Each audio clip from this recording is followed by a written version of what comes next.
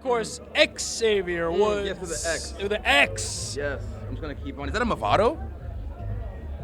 Is that a Movado watch? Hell yeah. Man, okay, sorry. Whatever. It is nice.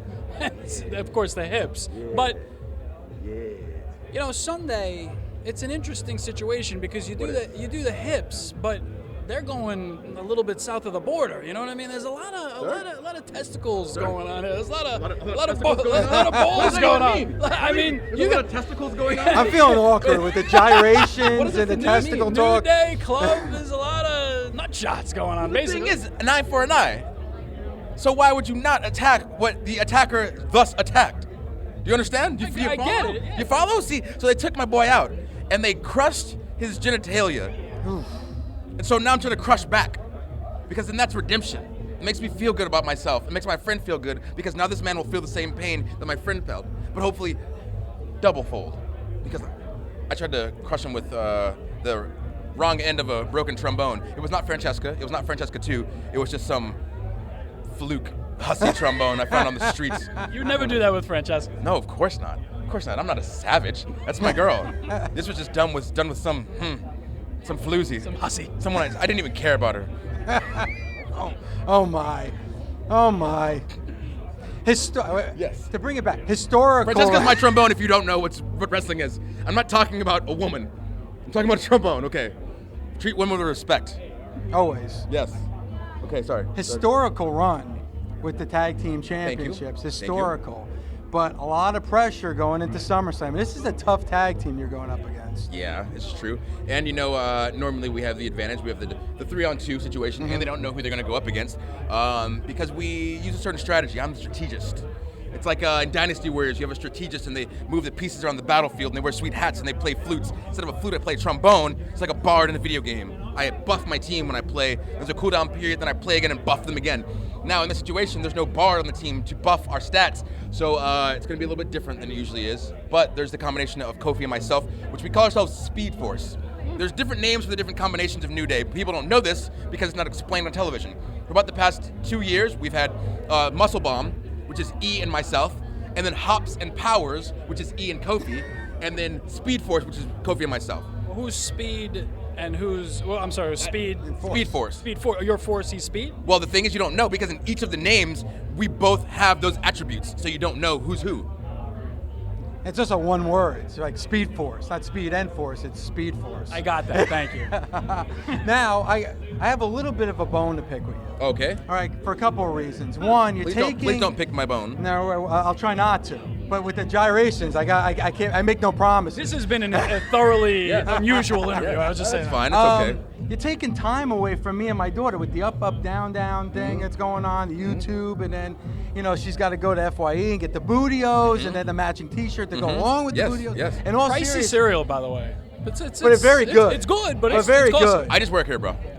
Much better than Lucky just work Charms. here. People say it tastes like Lucky Charms. Much better than Lucky Charms. Oh, really? But that being said, though, you are bringing a dynamic that is connecting with the youth because I think when it comes to pro wrestling, you do have to make that type of connection. 100%. Because I know I grew up on pro wrestling.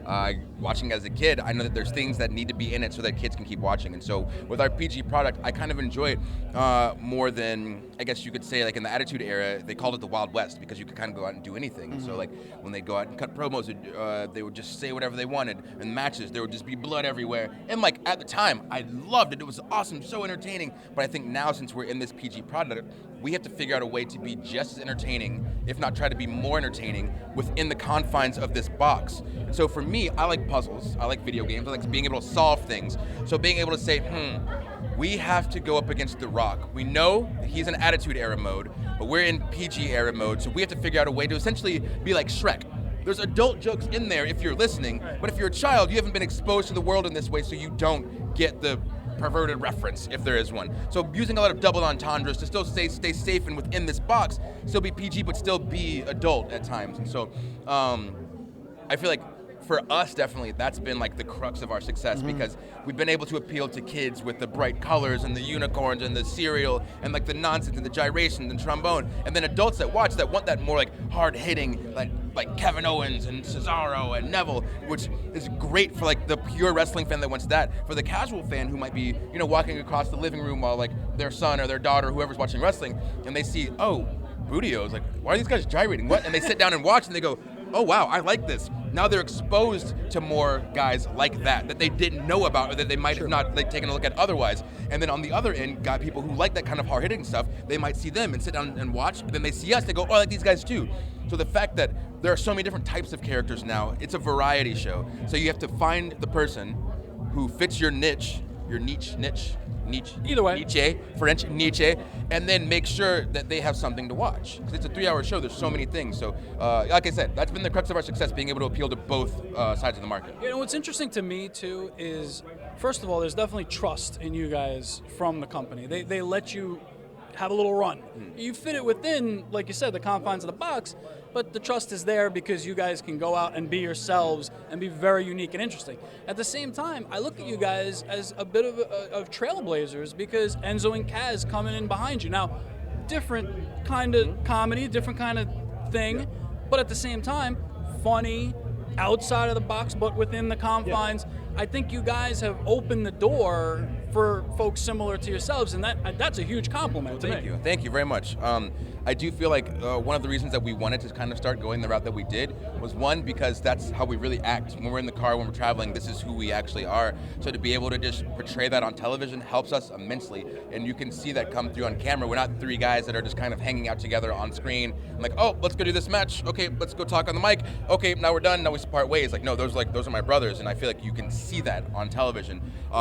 And so for me, I don't know, I try to break things down philosophically too much a lot sometimes, but watching wrestling as a child, I watched Stone Cold and I watched The Rock and I watched Goldberg's WCW. I'm an Atlanta kid, so that's what I watched, these big like badasses, you know what I mean?